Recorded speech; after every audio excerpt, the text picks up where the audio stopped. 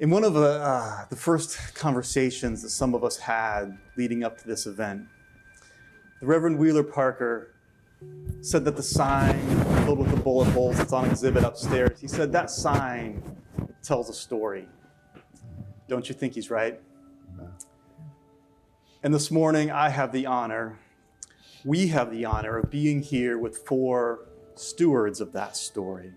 People who, as Secretary Bunch put it, took up Mamie Till Mobley's charge and have refused to let the world look away. I can remember that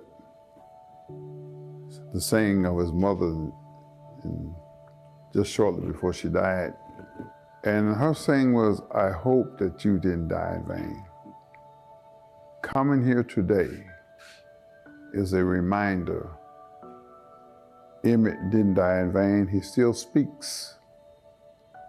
Sad to say, I think he has done more in death than he would have done if he had lived. We used to get a lot of resistance. The Emmett Till Commission, when it was first being formed, we had African Americans and whites talking about, why are you all bringing this up? You know, I didn't have anything to do with it, you know. Why don't y'all let sleeping dogs lie? But those days are over with, because these individuals here, that's what happened to them. They were not told, they were just warned, you don't want to wind up like Emmett. If you start with the murder of Emmett Till in August of 1955, you have to count 49 years and 11 months before the state of Mississippi dropped a single dollar on Emmett Till commemoration. Thankfully, there was a group of local citizens in Tallahatchie County who found this silence intolerable. And I want to say their names. Among others, I'm thinking of Bobby Banks, Robert Grayson, John Wiltshire, Betty Pearson, Willie Williams, Jessie Jaynes, Sykes Sturtevant, Johnny B. Thomas, and especially Jerome Little. Jerome told me that he went into the service. He was a Marine. And while he was overseas, the conversation came up about Emmett. From that, he became aware of that he did not know his own history, his own local history and heritage.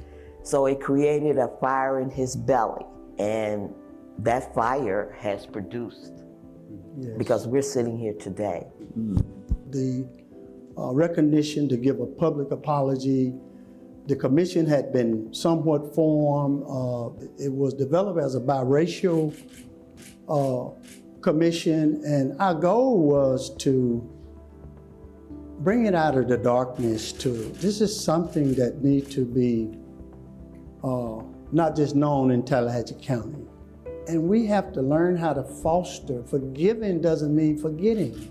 I think oftentimes my students and just community members underestimate the importance of our area in terms of what the story surrounding what happened to Emmett did for this nation. And so it is my responsibility to teach that standard to my students. And it will be a total travesty to not teach that history, especially Emmett's history, given the closeness to you know, an event that changed the nation. The story of Emmett is still happening. The mindset of individuals of Milan and Bryant is still out there, but we're saying no more and stop. We're all just human. We're all love. And don't be mad at me because I'm a little browner than you. I'm not gonna be mad at you because you're a little lighter than me. But one day, I call myself the Kumbaya girl.